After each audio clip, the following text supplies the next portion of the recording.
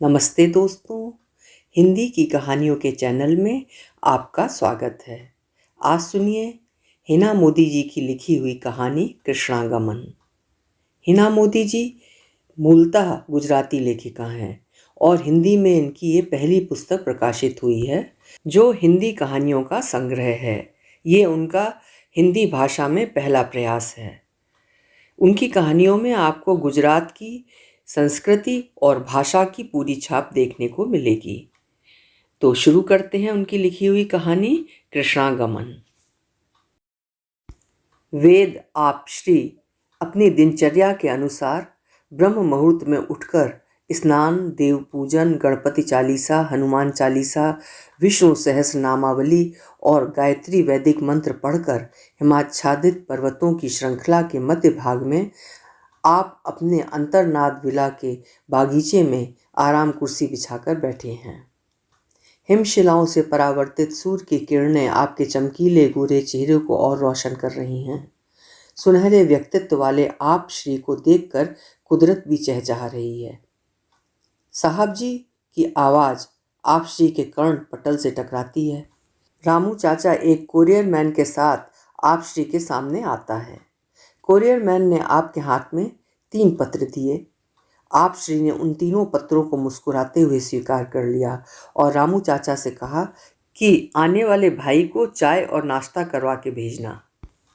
स्थित प्रज्ञ से मन की शांति में सदैव टहलने वाले आप श्री ने पहला पत्र खोला।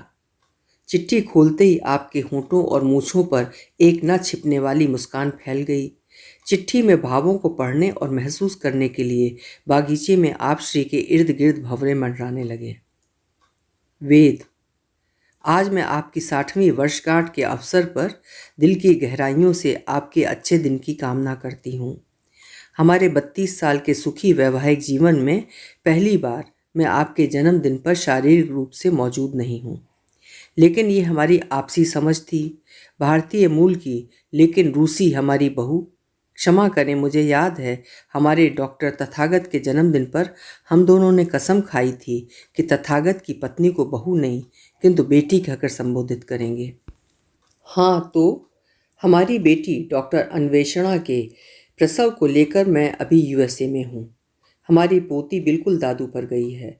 आपके जैसी तीखी गहरी आँखें, घुंघराले बाल, आपकी तरह गोरा और सशक्त शरीर। वो हंसती है तो ऐसे मोती बिखरते हैं। उसके साथ खेलते खेलते आप श्री की यादों में खो जाती हूँ। आज से लगभग 33-34 साल पहले मैं आप श्री की प्राइवेट लिमिटेड कंपनी में सीईओ हुआ करती थी। मेरे पिताश्री और आपके पिताश्री के बीच घनिष्ठ मित्रता के कारण आप श्री और मैं सप्तपदी के फेरे लेकर शादी के बंधन में बंध गए थे। मुझ में उस समय कोई सामाजिक परिपक्वता नहीं थी। आप श्री ने मेरा ख्याल किसी छोटे बच्चे की तरह जीवन भर रखा। हमारे महाराज मन भावन स्वादिष्ट व्यंजन बनाते थे, लेकिन फिर भी आप श्री मेरे बनाए असंतुलित व्यंजनों को जैसे वे दुनिया के सबसे अच्छे व्यंजन हों ऐसे खाते थे। देश विदेश की आप श्री की व्यावसायिक यात्राओं में ऐसी कोई यात्रा याद नहीं है जब आप श्री ने मुझे कोई सरप्राइज गिफ्ट ना दिया हो। मैं क्या चाहती हूँ, मुझे क्या पसंद है, मुझे इसके बारे में कभी सोचना नहीं पड़ा। ज़रूरत से ज़्यादा हर ऐशो आराम हमेशा मेरे चरणों में मौजूद रहे। तथागत के जन्म के दिनों को याद कर मैं रोमांचित हो जाती हूँ।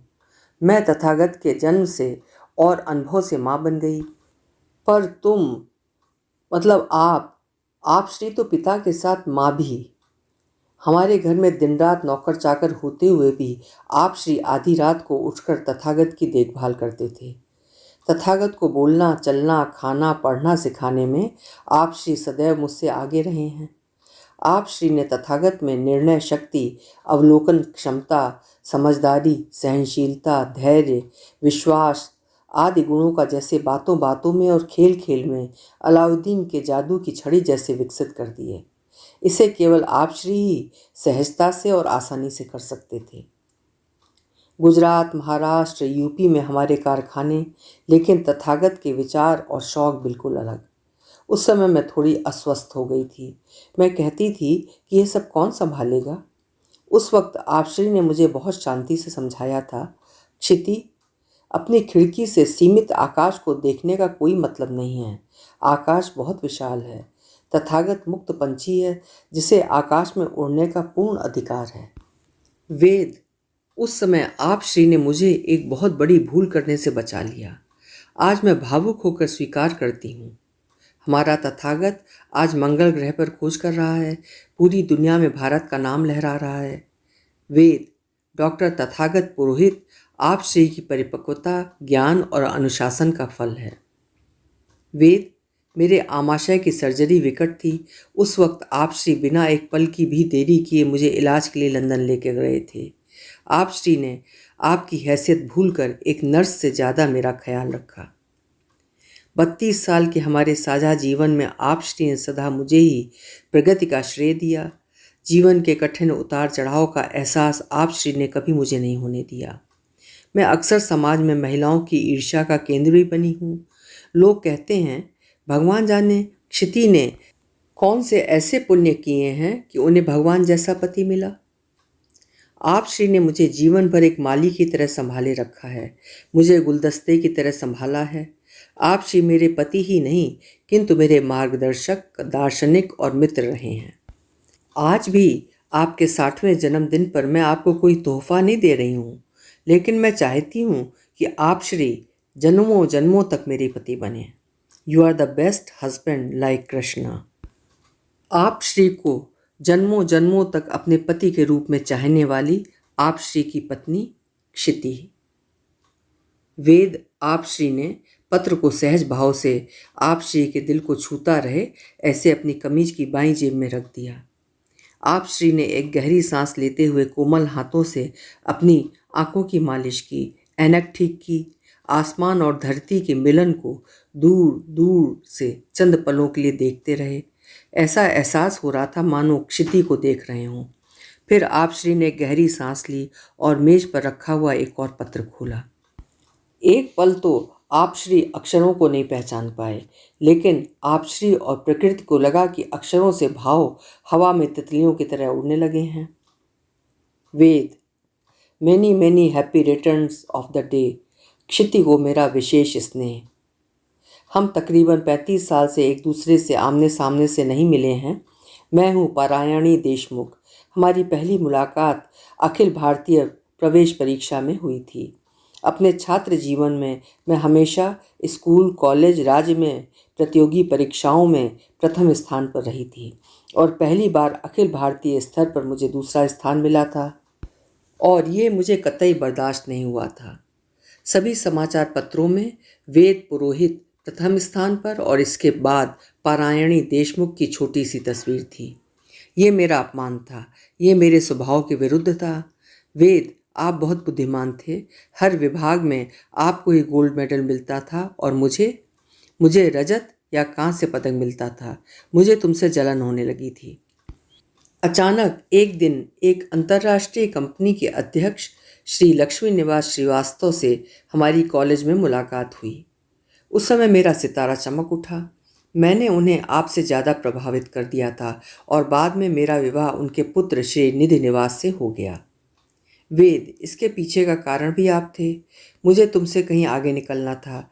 मुझे अपने ससुर से शादी के तोहफे के रूप में एक चार्टर्ड प्लेन मिला था। मैं बिना एक पल की देरी किए तुमसे दूर चली गई। इस 35 साल की अवधि में मैंने सब कुछ बहुत ज़्यादा पाया है। पति का अत्यधिक प्रेम, ससुर की ओर से अत्यधिक सम्मान, बच्चों का अत्यधिक स्नेह, प्रचुर धन, प्रचुर समृद्धि, देश विदेश में प्रसिद्धि, हाई प्रोफाइल जीवन शैली। मैंने और मेरे पति श्री निधि निवास श्रीवास्तव ने कई दूरस्थ गांवों को गोद लिया और उन्हें स्कूल, कॉलेज, अस्पताल के साथ विकसित किया। जीवन में अद्वितीय खुशियाँ, सुख, भरपूर आत्मसंतुष्टि प्राप्त कर ली। आज मैं 60 साल की दहलीज पर भी बहुत सुंदर हूँ, एक 20 साल की लड़की से भी अधिक। हालांकि वेद, मुझे मन की सुंदरता का एहसास ही नहीं हुआ। वेद, मैं अक्सर इन सभी शानदार, प्रचुर, हाई फाई शब्दों से घुटन महसूस करती थी। ये सब मैंने अक्सर निरर्थक महसूस किया है। इन सब के बीच भी मेरी निगाहें कुछ ना कुछ ढूंढती रहीं। मेरे दिल के कोने में कुछ कमी महसूस होती रही। वेद, बहुत ज़्यादा व्यस्तता के चलते खुद को पहचानने की समझ ही नहीं आई। वेद, पिछले साल हमने अपनी कंपनी के कानूनी सलाहकार के साथ बैठक की थी। उन्होंने हमें निर्देश दिया, हमें एक व्यवस्थित वसीयत तैयार करनी चाहिए। मेरे पति ने कहा, ठीक है, बढ़िया। मैं भी राजी हो गई। मेरी असंख्य संपत्तियों की सूची तैयार कर दी गई। लेकिन वेद, मेरी अपार दौलत के बावजूद मेरे पास अभी भी एक अमूल्य संपत्ति है, आपके प्रति मेरा स्नेह। ओ नो, ये क्या है? नॉट फेयर, पारायणी, नॉट फेयर की चीख ने मेरे दिल और दिमाग को झकझोर कर रख दिया। वेद, अक्सर समाचार चैनलों पत्रिकाओं में खबरें आती हैं कि मेरा बेटा उपनिषद श्रीवास्तव और मेरी बेटी आह्लादी श्रीवास्तव अपने अत्यंत बुद्धिमान, सक्षम, सर्वगुण संपन्न पिता से 2 कदम आगे हैं। वेद, ये दोनों 2 कदम मैंने जाने अनजाने आपसे प्रेरित होकर अपने पुत्र पुत्री के चरित्र निर्माण में लगाए हैं, जो है आपकी निष्ठा, ईमानदारी और दरियादिली। वेद, अक्सर आपकी और हमारी कंपनियां इस प्रतिस्पर्धा में आ जाती थीं, लेकिन आपने हमारी कंपनियों को नुकसान पहुंचाने के लिए कभी अपने पक्ष में फैसला नहीं लिया। आपकी पवित्रता और सात्विकता के सामने मैं वामन प्रतीत हुई। सच कहूँ तो मैं अपनी पहली मुलाकात में आपसे प्रभावित हुई थी, लेकिन मैं जीवन की पाठशाला में फेल हो गई हूँ। मैंने जीवन भर आपको मन ही मन में बार बार प्रणाम किए हैं। वेद, मेरे दिल की बेचैनी, मेरी आंखों का सूखापन मेरे पति श्री निधि निवास से छिप न पाई। उन्होंने कहा, पारायणी, आज तुम अपना दिल खोलकर खाली कर दे। Come on पारायणी। मैंने हिम्मत जुटाई और अपने दिल का ये एक तरफा प्यार कबूल किया। मेरे पति ने मुझे अपनी छाती में लपेट लिया, मेरे बालों में हाथ संवारते हुए कहा, पहले दिन से ही ये बात मुझे पता है। मैं चौंक गई थी। मेरे पुत्र उपनिषद और मेरी पुत्री आह्लादी ने कहा, माँ, कोई बात नहीं, कुछ भी गलत नहीं है। मेरे पिता तुल्य ससुर ने मेरे सिर पर हाथ रखा और कहा, बेटा पारायणी, एक बेटी, पत्नी, एक बहू, एक माँ और एक व्यवसायी के रूप में तुम बहुत सफल रही हो। हमें तुम पर गर्व है। ये सभी जीवन के किरदार, जीवन के अंग हैं और जिसे तुमने बड़ी श्रद्धा और निष्ठा से निभाया है। लेकिन बेटा पारायणी, जीवन के इन सभी चरणों के अलावा व्यक्ति की अपनी एक अलग दुनिया होती है। हर इंसान को इसके साथ रहने का पूरा अधिकार है।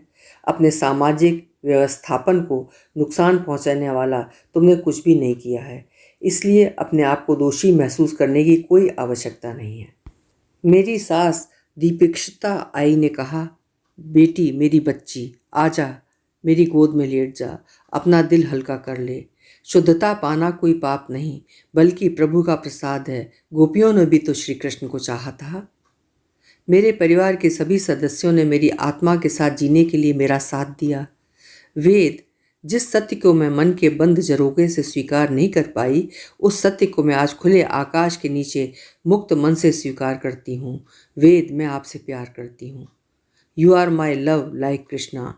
किसी भी जन्म में आपको प्रत्यक्ष मिलने की ख्वाहिश नहीं रखती, लेकिन प्रियतम के प्यार में भक्ति करने वाली पारायणी देशमुख श्रीवास्तव।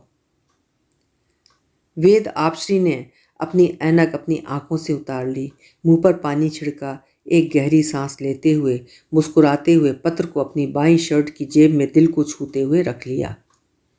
सूर्य की किरणें ये अद्भुत नज़ारे के गवाह बने। स्थित प्रज्ञ जैसे आप श्री वेद। फिर से चश्मा पहनकर तीसरा खत हाथ में लिया। चिट्ठी खोलते ही चिट्ठी के अक्षर, शब्द, भावनाएं स्कूल से छूटे हुए बच्चे की तरह बागीचे में इधर उधर दौड़ने लगे। फूलों की महक भी जैसे शामिल हुई। रंगों और सुगंधों से एक मनमोहक सुखद वातावरण बन गया। हे, हाय, हेलो सखा, क्या हाल है? बुढ़ा तो नहीं हो गया? तेरे हाथ में छड़ी लेकर चलने का विचार मात्र मुझे हंसाता है। वैसे भी तू गंजा तो कब का हो चुका है, और अगर 60 साल में तेरी बुद्धि सठिया गई तो बेचारी क्षिति का तो मुरब्बा बन जाएगा। हाँ, अब समझ में आया, इसीलिए क्षिति तुम्हें अकेला छोड़कर यूएसए तथागत और अन्वेषणा के पास चली गई है। चल, अब आज के दिन तेरी ज़्यादा खिंचाई नहीं करती। 60वें जन्मदिन की तुम्हें बहुत बहुत बधाइयाँ। सखा, मैं अपने जीवन में पहली बार कल तुम्हारे बारे में गंभीर हुई। मेरे घुटने में थोड़ा दर्द था तो मेरे पति अनुभव तेरे लिए अकेले ही बर्थडे कार्ड लेकर आए। मेरी जुड़वां बेटियां पंछी और पंखुड़ी भी हमारे घर आई हुई हैं। लंबे अरसे के बाद पूरा परिवार इकट्ठा हुआ है। ये कैसे हो सकता है कि जब सब बतिया रहे हों और तुम्हें याद ना करें। मेरी सास ने बात छेड़ी। वेद बार बार फ़ोन पर हाल पूछता है लेकिन काफ़ी अरसे से नहीं मिला।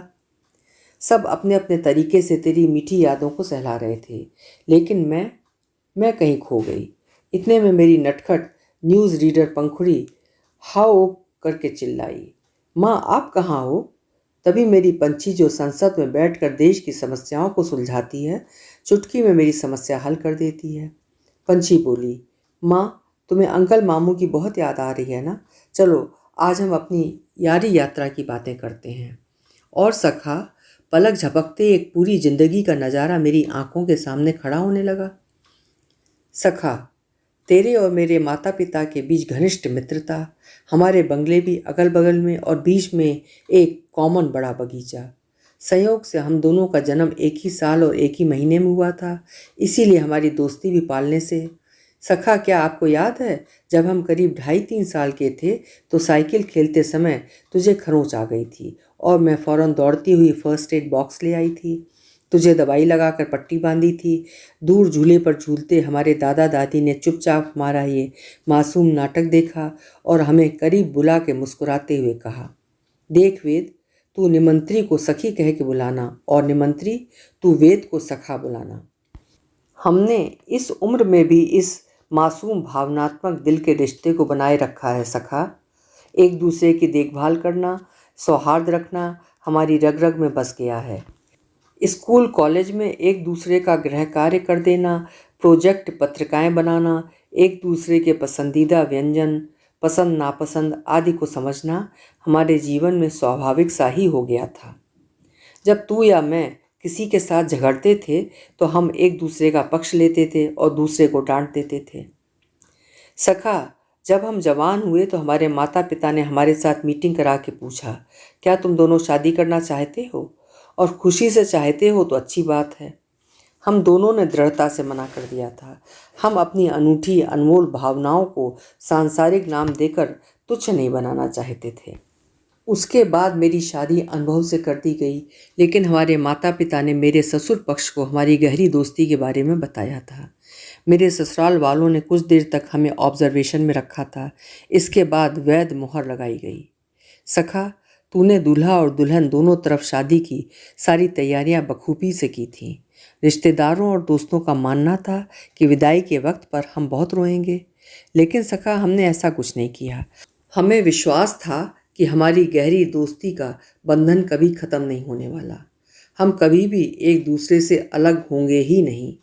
कैसी अद्भुत अलौकिक मित्रता। सखा, मेरा वैवाहिक जीवन बहुत परिपक्व, सुंदर और समृद्ध रहा है।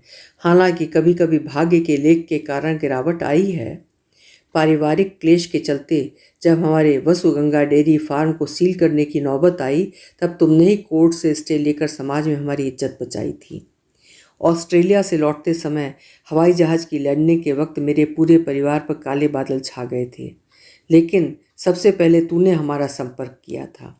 सबसे अच्छे डॉक्टरों की टीम को इकट्ठा कर दिया था और हमारे घर के सभी सदस्यों को नया जीवन दान दिया था। मेरी दोनों बेटियों की प्रतियोगी परीक्षाओं में तुम हनुमान चालीसा पढ़ते थे। आधी रात को भी कोई मुसीबत आ जाती तो तुम किसी अलौकिक शक्ति से जैसे खिंचे चले आते थे। फ़ोन करके पूछ लेते कि आर यू ओके सखा? ये आत्मीयता नहीं है तो और क्या है? हमारी दोस्ती का कोई मूल्य कर ही नहीं सकता। तुझे जो पट्टी बंधी थी उसका मूल्य तुमने जीवन भर के लिए चुका दिया है। मैं आज अहो अहो महसूस कर रही हूँ। सखा, आज मैं प्रकृति की सच्चाई, प्रकृति की मानवीय भावपूर्ण मानचित्र को समझने के लिए तैयार हो गई हूँ। मेरी बेटियाँ पंछी और पंखुड़ी ने मुझे ज़्यादा भावुक होने से रोका। मेरी बेटियों ने कहा, माँ आप बहुत भाग्यशाली हैं, हमारी पीढ़ी में ऐसी दोस्ती संभव नहीं। विपरीत लिंग का अर्थ है यौन संबंध और समाज भी उसी दृष्टिकोण से इसका मूल्यांकन करता है। ये प्रकृति द्वारा दिया गया अमूल्य उपहार है। बातचीत में स्वर जोड़ते हुए मेरी सास ने कहा, बेटियों न केवल आपके समय में बल्कि हमारे समय में भी, युगों पहले और युगों के बाद भी, अगर हम दिया लेकर ऐसे पवित्र संबंधों को ढूंढने जाएं तो भी नहीं मिलेंगे। एक है कृष्ण और द्रौपदी का संबंध, दूसरा है वेद और निमंत्री का संबंध। कैसी दिव्य मित्रता! सखा, you are my nearest friend like Krishna. जन्म जन्म मेरा दोस्त बनने का निमंत्रण देती हुई निमंत्री। वेद, आप श्री ने अपनी ऐनक उतार दी, एक गहरी सांस ली और कुछ पल के लिए अपनी आंखें बंद कर लीं। ब्रह्मांड को निहारते रहे, अलौकिक, अद्भुत, विलक्षण जीवन देखते रहे। इस अद्भुत नज़ारे को देखकर फूल, पत्ते, पक्षी और यहाँ तक कि प्रकृति भी मंत्रमुग्ध हो गई। पहाड़ों ने अपनी स्थिरता छोड़ दी और नाचने लगे। झरने बहना बंद हो गए और स्थिर हो गए। किसने कहा कि पुरुष में केवल कंस रावण ही बसते हैं? वेद, आप श्री ने पुरुष अवतार को सार्थक कर दिया है। पुरुष दिल से चाहे तो अपने भीतर बसे कृष्ण को जगा सकता है। रामू चाचा ने पूछा, सर आप लंच में क्या लेंगे? वेद, आप श्री ने उत्तर दिया, एक फल और एक कटोरी दूध। वेद, आप श्री ने उठकर अपने अंतर्नाद विला में बने पुस्तकालय से कृष्णागमन पुस्तक ली और उसका अध्ययन करने में लग गए। वातावरण में ऐसा आभास हो रहा था कि हवा जैसे बांसुरी की धुन बजा रही हो। अभी आप सुन रहे थे हिना मोदी जी की लिखी हुई कहानी कृष्णागमन। कहानी आपको कैसी लगी कमेंट बॉक्स में लिखकर उनको अवश्य बताइएगा। फिर मिलेंगे। आपका समय शुभ हो, मंगलमय हो।